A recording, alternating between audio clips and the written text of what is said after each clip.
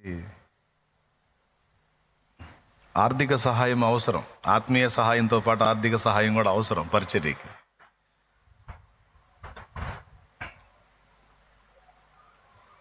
అయితే డబ్బు కేంద్రంగా, డబ్బే మెయిన్గా ఈ పరిచర్య జరగలేదు, జరగటం లేదు, జరగబోదు. దేవుడే కేంద్రంగా ఉండాలని ఫస్ట్ నుంచి నా తీర్మానం. అయితే దేవుడు కేంద్రంగా కలిగిన మనుషులు, దేవుణ్ణి ప్రేమించేటువంటి మనుషులు, దేవుని కార్యాల నిర్వహణ విషయంలో కూడా బాధ్యత కలిగి ఉంటారు. పరిస్థితులు ఎలాంటివైనా మరి దేవుని కొరకు మనకున్న దానిలో, మన కష్టార్జితంలో జరుగుతున్నటువంటి పరిచర్యల్లో ముఖ్యంగా దేవుని అవసరత కోసం కూడా కాదు, మన అవసరం కోసమే. మనకే ఒక ఆదివారం ఆరాధన, శుక్రవారం ఆరాధన, బుధవారం ఆరాధన అవసరాలతో కూడుకొని ఉంటుంది, ఖర్చులతో కూడుకొని ఉంటుంది. అంతేకాదు దేవుని సన్నిధిలో నిరంతరం కలిసేవాళ్ళు, ఆశ్రయం పొందేవాళ్ళు, ఆహారం తీసుకునేవాళ్ళు, ఇలా ఎంతోమంది సన్నిధిని కాసుకొని ఉంటారు. ఒక్కోసారి నువ్వు కూడా రావచ్చు. కాబట్టి ఇట్లా ఆహారపు అవసరాలు కావచ్చు, ఇతర ఖర్చులు కావచ్చు, చాలా బర్డెన్స్ ఉంటాయి.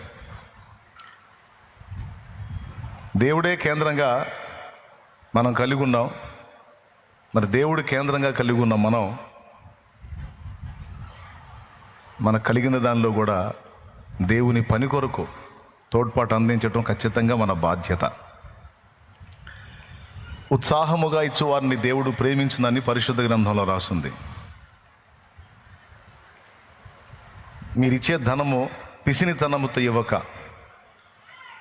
ధారాళముగా ఉత్సాహముతో హృదయములో తలంచుకున్నంత వరకు తోడ్పాటు అందించండి అని పౌలు మహనీయుడు స్పష్టంగా మాట్లాడాడు. సంకుచిత బుద్ధితో ఇవ్వద్దు.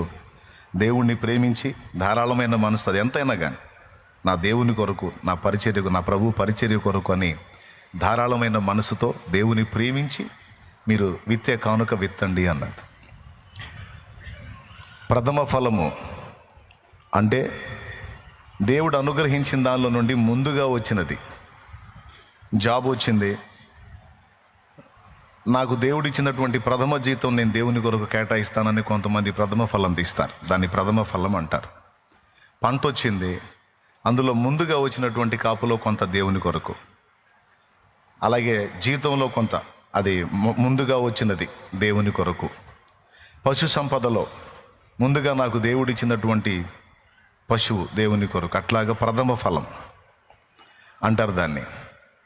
చెట్టేసాం, కాయ కాసింది, ముందు వచ్చిన పండు దేవునికి అన్నట్టు, దేవునికి స్తోత్రం, దాన్ని ప్రథమ ఫలం అంటారు. ప్రతిష్టార్పణ అంటే కొంతమంది ఏం చేస్తారంటే ప్రతిష్ట చేస్తారు. ఇదిగో నాకు ఈ 4 ఎకరాల భూమి ఉంది, ఈ 4 ఎకరాల్లో 3 ఎకరాలు నేను నా కొరకు వేసుకుంటాను, ఈ 1 ఎకరం దేవుని పేరిట వేస్తాను, అందులో ఎంతన్నా పండని, ఈ 3 ఎకరాల కంటే మించి పండినా సరే ఆయన కొరకు ప్రతిష్ఠించింది నిన్ను తీసుకెళ్ళి ఆయన సన్నిధిలోనే ఆయనకే సమర్పిస్తాను అనేది ప్రతిష్టార్పణ. అలాగే పశు సంపద కలిగిన వాళ్ళు, వాళ్ళకు ఉన్నటువంటి పశుపక్షాదుల్లో కొన్నిటిని వాళ్ళ సొంతానికి ఉంచుకొని కొన్నిటిని దేవుని కొరకు కేటాయిస్తారు. ఇక ఆ పశువు నుండి ఉత్పత్తి అయ్యేటువంటి పిల్లలు, ఆ పశువు దేవునికి ప్రతిష్ఠితం. ఇక దేవుడికి దానికి సంబంధించి వచ్చేయన్నీ దేవునికే చెందేటట్టు నేను చేస్తాను అనే దాన్ని ప్రతిష్టార్పణ అంటారు. ప్రథమ ఫలం అంటే తెలుసు కదా, మనకు దేవుడు అనుగ్రహించిన దానిలో నుండి మొదటి ఫలం.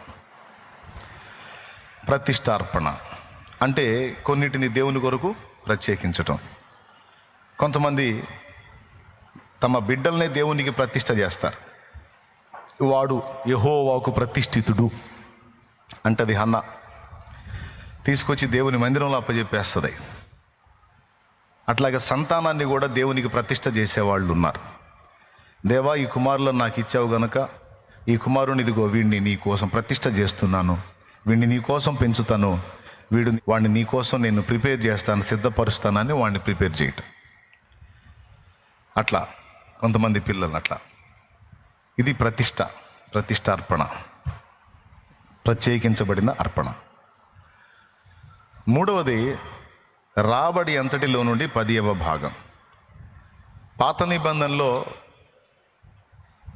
100 రూపాయలు దేవుడు నీకు అనుగ్రహిస్తే 90 రూపాయలు నువ్వు వినియోగించి 10 రూపాయలు దేవుని పని కొరకు, దీనుల అక్కర కొరకు, దేవుని సన్నిధి సేవా కార్యక్రమం జరుగుట కొరకు దాన్ని కేటాయించాలి. 100 రూపాయల్లో 98, 10 దేవునిది. అంటే దేవుని పని నిమిత్తం నువ్వు ప్రత్యేకించాల్సిన అవసరత ఉంది.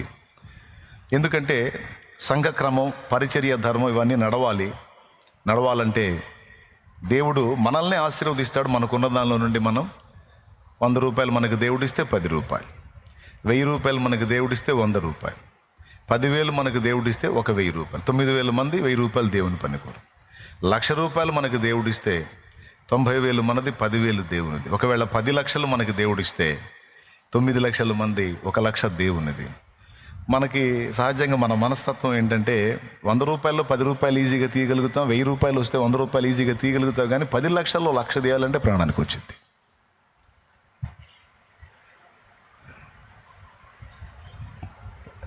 కొంతమందికి అట్లా ఏమి ఉండదు, తీసేస్తారు.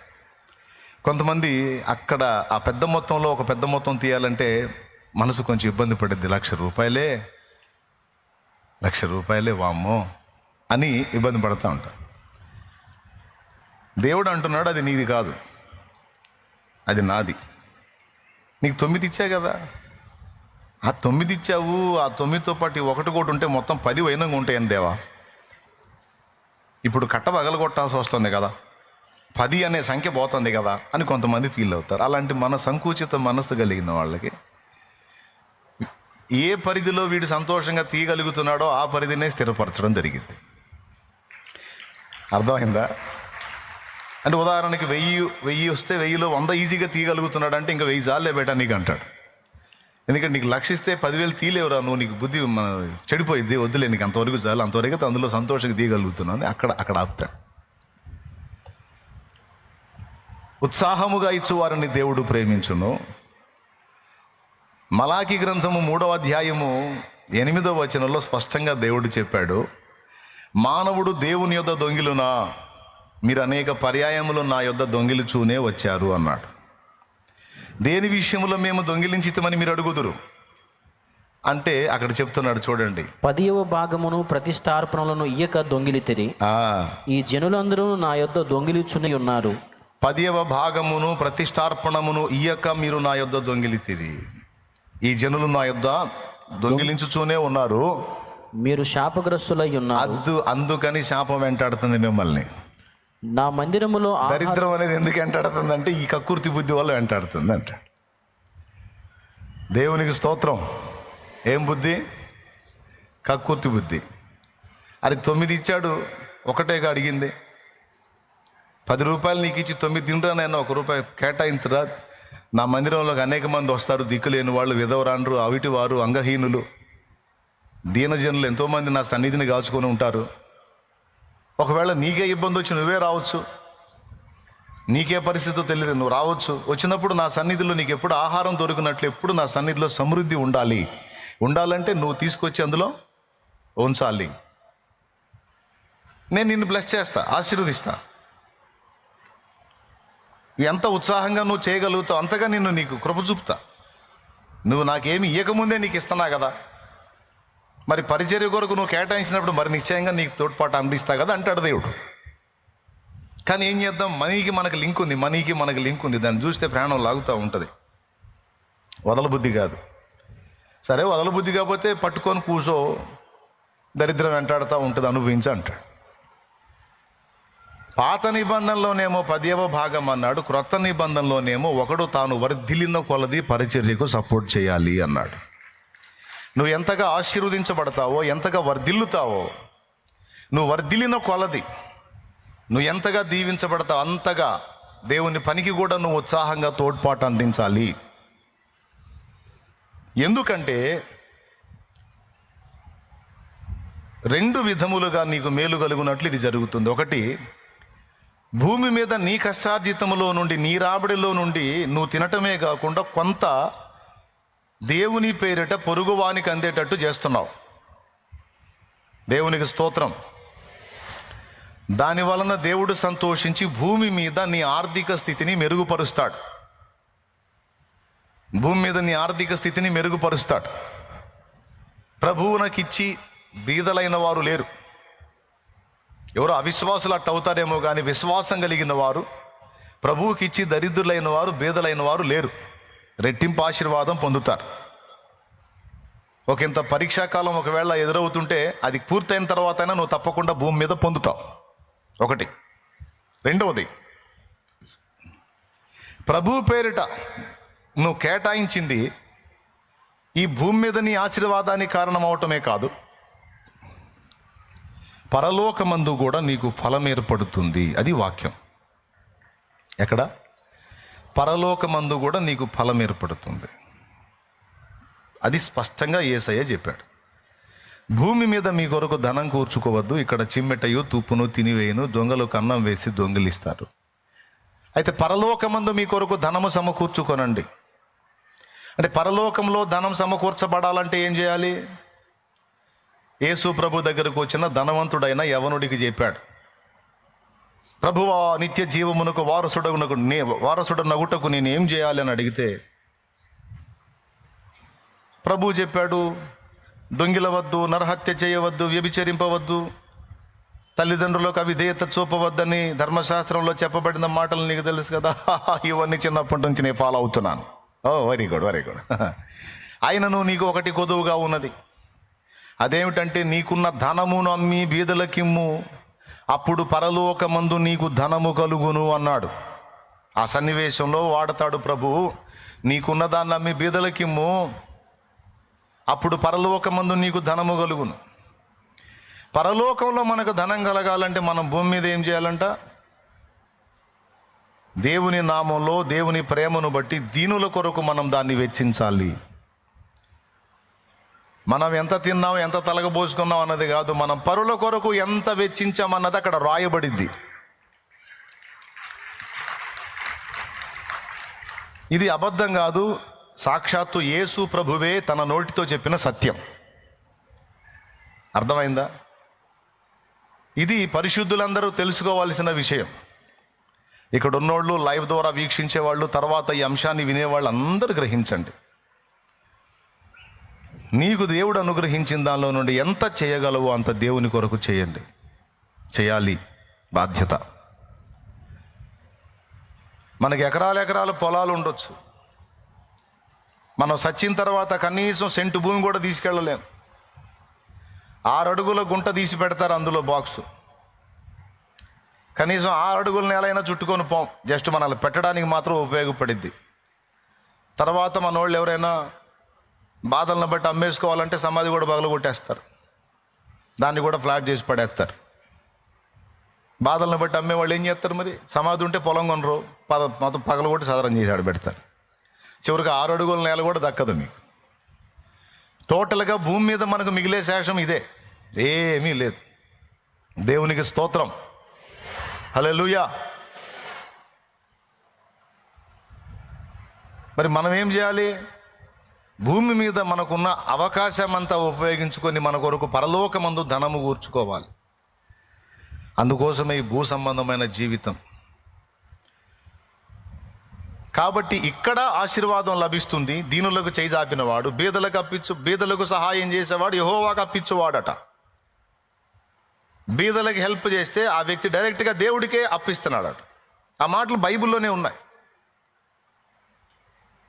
బీదలను ఆదుకునేవాడు యెహోవాకు అప్పించువాడు. అంతేకాదు, నేను ఆకలిగొని ఉంటిని మీరు నాకు ఆహారం పెట్టారు, దప్పిగొని ఉంటిని దాహం ఇచ్చారు, వస్త్రహీనుడని దిగంబరిగా ఉంటిని మీరు నాకు వస్త్రం ఇచ్చారు. అంటే ప్రభువా, ఇవన్నీ మీకెప్పుడు ఇచ్చాం దేవా అంటే, దీనులైన ఈ నా సహోదరులలో ఒకరికి చేసి తిరిగి కనుక మీరు నాకు చేసి తిరిగి.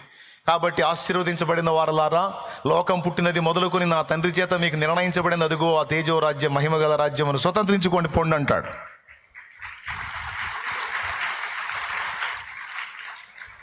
ఇదంతా నేను ఎందులకు చెప్పుచున్నాను?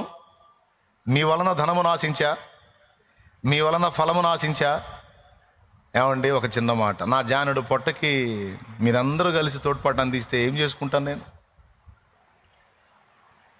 నేను చెప్తున్నది ఎందుకంటే, దేవుని వాక్యమును మీరు నెరవేర్చిన వారై, దేవుని వాక్యమును నెరవేర్చిన వారై ఇహ పర ఆశీర్వాదములు మీరు స్వతంత్రించుకోవాలంటే ఈ సంగతులు కనీసం అప్పుడప్పుడన్నా నేను కాస్త ప్రస్తావించాలి. నాకేమో మొహమాటం, ఇలాంటి విషయం ఎత్తాలంటే సిగ్గు. ఎందుకనగా పైసల ప్రసంగం చేస్తున్నాడేమో అని ఎవడన్నా అంటారేమో అని భయం.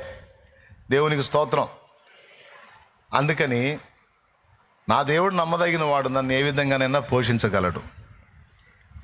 మొట్టమొదట పరిచర్య ఆరంభించినప్పుడు వాళ్ళంతటా వాళ్లే తీసుకొచ్చి ఒక స్టీల్ డబ్బా ఆ పాకాలో నిట్టాడి గట్టి వాళ్ళందరూ కలిసి మొట్టమొదట ఉన్న సంఘం అంతా కలిసి దాతృత్వంతో విత్తిన కానుక 60 రూపాయలు.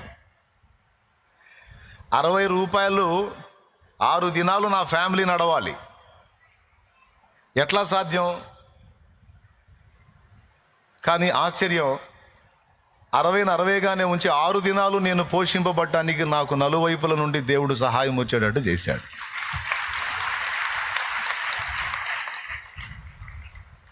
దేవునికి స్తోత్రం కలుగును గాక. హల్లెలూయా. అంటే అప్పటి నుంచి ఇప్పటిదాకా పోషించుకుంటూ వస్తున్నాడు. ఎవరి దగ్గర నేనుగా పోయి నా అవసరతల కోసం చేయి చాపే పరిస్థితిని రానిలా. అదిగో అక్కడ స్టీల్ డబ్బా ఉంది చూడండి, కనపడుతుందా? దేవునికి స్తోత్రం చెప్పండి. అది పాక, ఫస్ట్ పరిచర్య పాక. తీసేనా? అక్కడి నుంచి ఇక్కడ దాకా పరిచర్య చేసుకుంటూ వచ్చా. ఈరోజు మీరు అందరూ ఉన్నారు. ఆనాడు ఒక 15-20 మంది ఉన్నారు, లేదా ఒక 30 మంది ఉన్నారు. ఆ 30 మంది, ఆ 15-20 మంది ఉన్న దినానా దేవుడే నన్ను పోషించాడు. ఈనాడు కూడా దేవుడే నా దృష్టి కేంద్రం, నాకు పోషకుడు. మరి అట్లయితే ఇక మాకెందుకు ఈ ప్రసంగం అంటే, మీ దీవెన కొరకు. అది లేఖనంలో చెప్పాడు గనక. పౌలు అన్నాడు, నేను మీకు ఒక అన్యాయం చేశాను అన్నాడు. ఏమిటి అన్యాయం అంటే, పౌలు చెప్పాడు, మీ ద్వారా నేను పోషింపబడకుండా నా చేతులతో కష్టపడి నన్ను నేను పోషించుకున్నాను. అదే మీ ద్వారా నేను పోషింపబడ్డట్టయితే ఆ దీవెన మీకు వచ్చేది. కానీ మీ ద్వారా పోషింపబడకుండా, మీ ద్వారా హెల్ప్ పొందకుండా నా చేతులతో కష్టపడి నన్ను నేనే పోషించుకున్నందున దైవజనుడికి ఇచ్చిన ఆశీర్వాదం అనేది మీకు దక్కకుండా నేను అన్యాయం చేశాను, అందుకు నన్ను మన్నించాలన్నట్టుగా మాట్లాడాడు ఆయన. నేను చేసిన ఈ అన్యాయమును క్షమించుడి అన్నాడు. అంటే వారి యొద్ద నుండి ఫలము పొందనందున వారికి రావలసిన ఆశీర్వాదము దక్కలేదట. అది దక్కకపోవడానికి కారణం పౌలు తానే అని చెప్పాడు. నేను మీ దగ్గర నుండి పొందలేదు, అందువల్ల దేవుని యొద్ద నుండి మీకు రావలసిన ఆశీర్వాదం అడ్డగించిన వాడిని అయ్యాను, ఇందువల్ల నేను మీకు అన్యాయం చేశాను, నన్ను క్షమించండి అన్నాడు. ఈ మాట బైబిల్లో ఉందని మీకు తెలుసా? తెలీదు. చూపిస్తాను చూడండి. కొరింథీయులకు రాసిన 2 కొరింథీ పత్రిక 12వ అధ్యాయం 13వ వచనం చదువు. నేను మీకు భారముగా ఉండకపోతున్న విషయం. వాళ్ళందీని 2 కొరింథీ పత్రిక 12వ అధ్యాయం 13వ వచనం. నేను మీకు భారముగా ఉండకపోతున్న విషయములో తప్ప మరి ఏ విషయములో మీరు ఇతర సంఘముల కంటే తక్కువ వారైతిరి. నేను చేసిన ఈ అన్యాయమును క్షమించుడి అన్నాడు. పౌలు అన్యాయం చేశాను అన్నాడు. ఏం అన్యాయం చేశాడు అంటే, నేను మీకు భారంగా లేకుండా నా భారం నేనే మోసుకున్నాను. అంటే అర్థం ఏంటో తెలుసా? నేను మీకు భారంగా ఉండలేదు, నా భారం నేనే మోసుకున్నాను అంటే అర్థం ఏంటంటే, మీ ద్వారా నేను పోషింపబడలేదు, నన్ను నేనే ఈ చేతులతో కష్టపడి డేరాలు గుట్టుకుంటా పని చేసుకొని నన్ను నేనే పోషించుకున్నాను. మీ దగ్గర నేను ఫలము పొందలేదు. దీని వలన మీరు ఇతర సంఘములలో పోల్చుకుంటే ఈ పాయింట్లో మీరు తక్కువైపోయారు.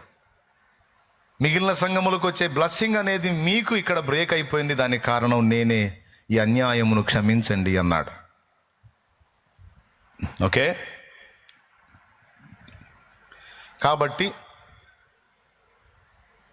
ఒక సేవకుడుగా సంఘము ద్వారా పోషింపబడటం అనేది న్యాయమే. బలిపీఠము వద్ద కాచుకున్నవాడు బలిపీఠం మీద అర్పణలో పాలు పొందడానికి యోగ్యుడు అన్నాడు. ఇందును గూర్చి నూర్చెడు ఎద్దు మూతికి చిక్కము వేయవద్దు అని కూడా రాయబడి ఉంది.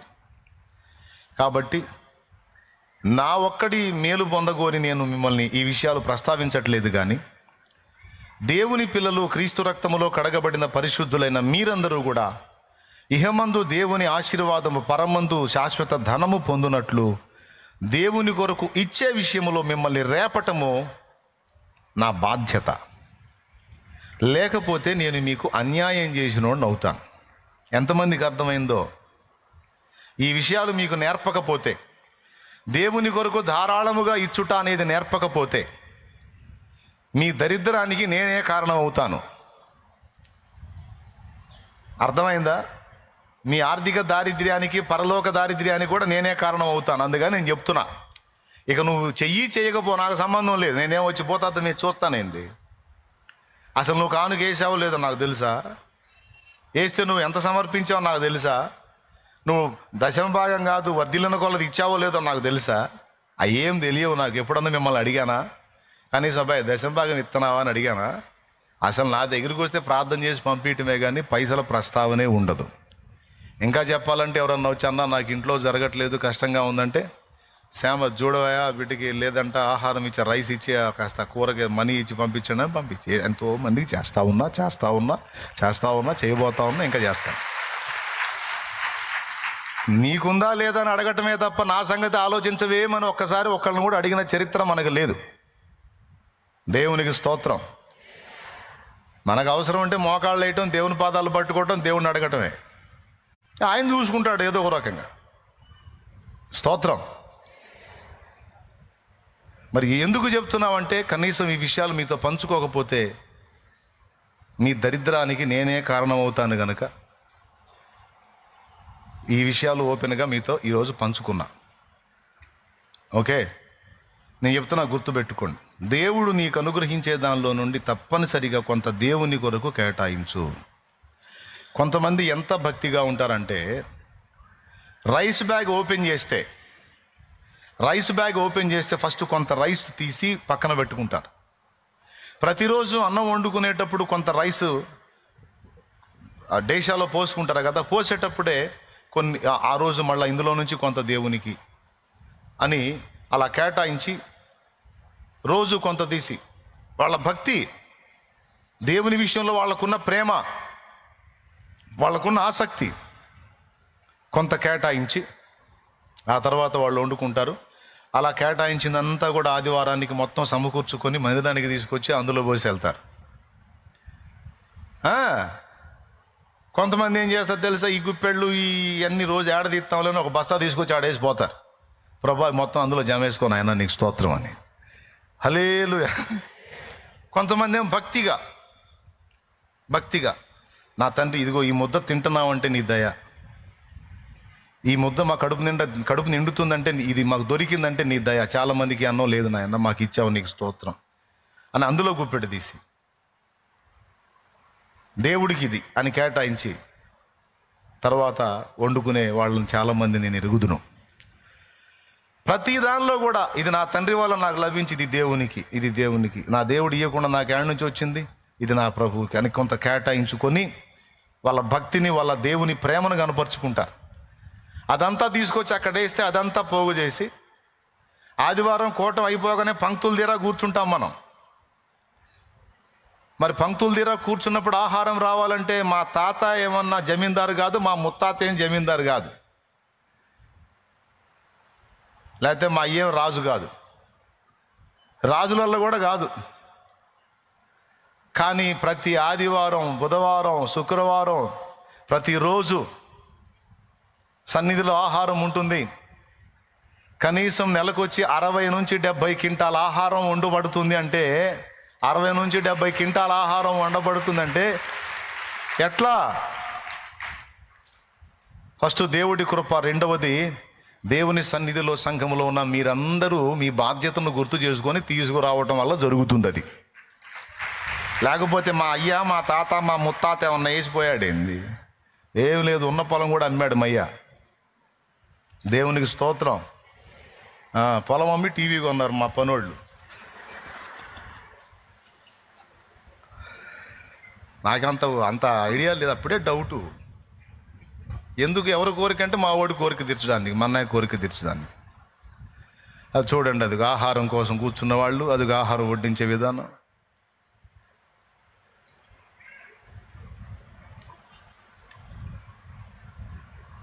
పరిశుద్ధుల ఆహారం కోసం కొంతమంది ప్లేట్లు గడిగి ఆడే పోస్తారు, నడిచేవాళ్ళు తడగొకళ్ళు పడుతుంటారు. చూడండి, చప్పట్లు కొట్టాలనిపించలేదా మీకు? మరి ఇంతమందికి పెట్టాలంటే ఆడ నుంచి వచ్చింది? అందులో విస్తరాకులు చూపిస్తున్నారు, మాకు ప్లేట్లేగా ఇచ్చేది. అది ఎప్పుడు జరిగిందని అనుకుంటా.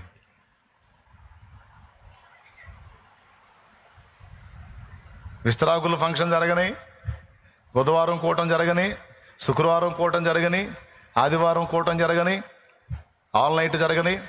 ఆల్ నైట్ ప్రేయర్కి ఇక్కడ ప్రేయర్ స్టార్ట్ కాకముందు అక్కడ లైన్లో ఉంటారు.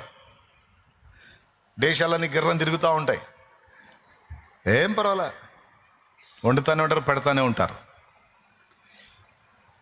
ఫుడ్ లేదన్న ప్రశ్న లేదు. కారణం, దేవుని కృపను బట్టి దేవుని పిల్లలైన మీరందరూ కూడా బాధ్యత నెరిగి తీసుకురావటం వల్ల జరుగుతుంది అదంతా.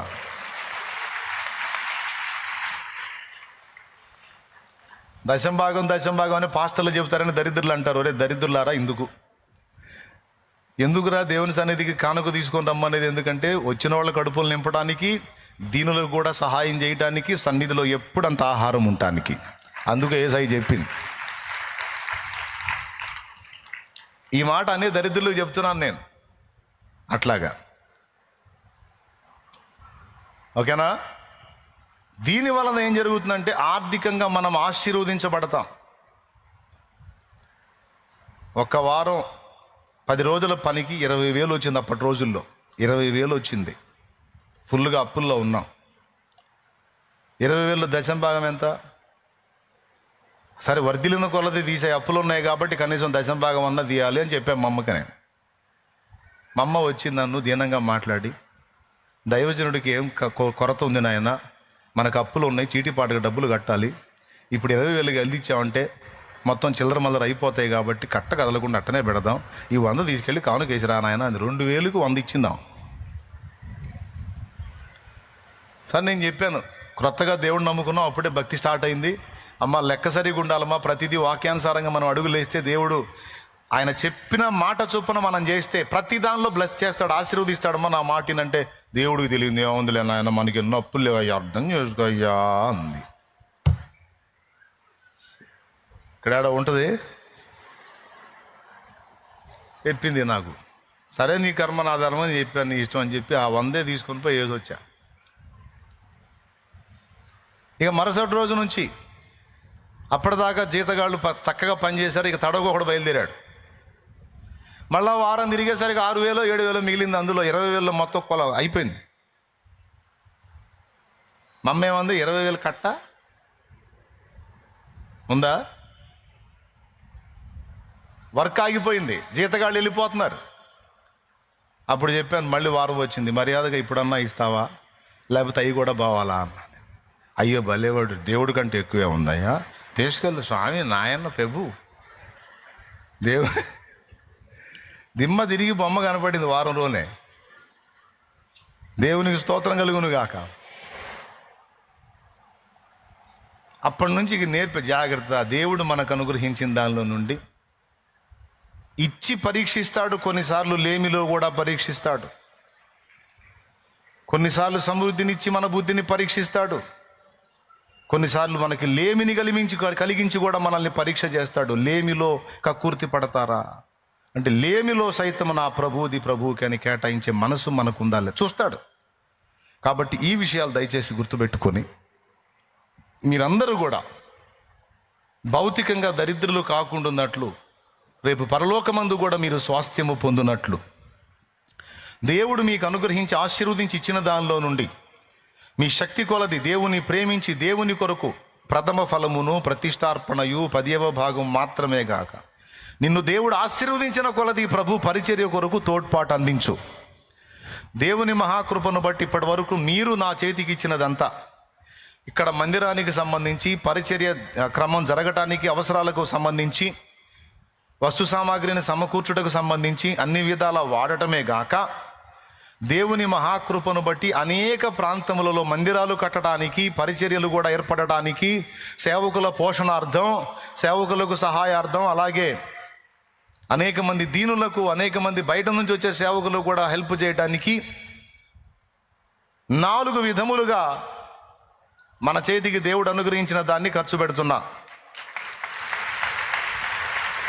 ఇక్కడ ఉన్నవాళ్ళు, లైవ్లో వింటున్న వాళ్ళు, ఎక్కడెక్కడో ఉండి ఈ పరిచర్యను నమ్మి ప్రేమించి వాళ్ళ పిడికిలి విప్పి హెల్ప్ చేస్తున్న వాళ్ళందరికీ చెప్తున్నా, ధనము దుర్వినియోగము కాదు, భయపడాల్సిన అవసరము లేదు. దేవునికి స్తోత్రం, హల్లెలూయా. ఏదైనా సరే ఖర్చు పెట్టాలంటే క్యాలిక్యులేటెడ్గా ఖర్చు పెడతా. ఇదే మందిరాన్ని పిచ్చపిచ్చగా డబ్బులు బాగా వెచ్చించి దీన్ని ఇంకొక టైపులో చేయొచ్చు. అవసరం లేదండి. ఉన్నంతలో ఆ పక్క ఈ పక్క ఓపెన్ పెట్టుకున్నాం, అటుపక్క ఇటుపక్క గాలి వచ్చింది, మధ్యలో ఏనుగు ఫ్యాన్లు తెచ్చి పెట్టుకున్నాం, తిరుగుతూ ఉంటాయి, వస్తూ ఉంటుంది గాలి, ఇబ్బంది లేదు. దేవునికి స్తోత్రం. అట్లాగా ఉన్నంతలో పరిచర్య నడిపించుకుంటా, అటు పేదరికం కాకుండా, అలాగని ఫుల్ సౌండ్ కాకుండా, మధ్యస్థంగా లాక్కుంటా వెళ్తున్నా, మధ్యతరగతి కుటుంబంలాగా. ఓకే, కొట్టకపోయినా పర్వాలేదులే, జరుగుతున్నది ఏందో చెప్పాలి కదా మీకు, అందుకని చెప్తున్నాను నేను. ఇందులోనే అందరికీ అలాగే మందిరాలు కట్టబడుతున్నాయి. మొన్న వరుసగా 15 మందిరాలు ఓపెన్ చేసుకుంటూ తిరిగా. ఇంకా చాలా మందిరాలు లైన్లో ఉన్నాయి. మళ్ళీ అవన్నీ కంప్లీట్ అయినాక మళ్ళీ ఒక రౌండ్ పెడతా. దేవునికి స్తోత్రం. అట్లాగా అక్కడక్కడ ల్యాండ్స్ తీసుకోవటం కానీ, మందిరాలు కట్టడం కానీ, దైవజనులకు హెల్ప్ చేయటం కానీ, వాళ్ళని ఆదుకోవటం కానీ చేస్తున్నాం. అని జరుగుతుంది. మరి అన్ని విధాలా చేస్తేనే, మరి నువ్వు అద్దంకి పోతే చర్చి అంటున్నావు, నరసరావుపేట పోతే చర్చి, ఎక్కడ పోయినా ఒంగోలు పోతే చర్చు, అట్లా ఎక్కడికి పోయినా వినుకొండ పోతే చర్చు, తెనాలి పోతే చర్చు, అట్లా నువ్వు ఏ ప్రాంతం పోయినా తండ్రి సన్నిధి అంటే కొడితే వచ్చింది. అట్లాగా చిన్నగా వ్యాపిస్తూ ఉంది. ఇంకా అనేక ప్రాంతాలకు విస్తరింపజేస్తున్నాడు దేవుడు. మీరు సంతోషిస్తారు, ప్రోత్సహించబడతారని చెప్తున్నాను నేను. నా తండ్రికి ఇష్టమైతే, నా తండ్రి చిత్తమైతే 1000 కొలది సంఘాలు కట్టాలి.